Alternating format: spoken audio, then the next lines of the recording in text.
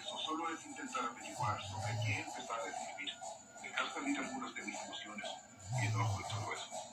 También busqué encontrar a mi padre y contactarlo, pero aún no he tenido éxito. Y para ser sincero, ni siquiera estoy seguro de si está vivo.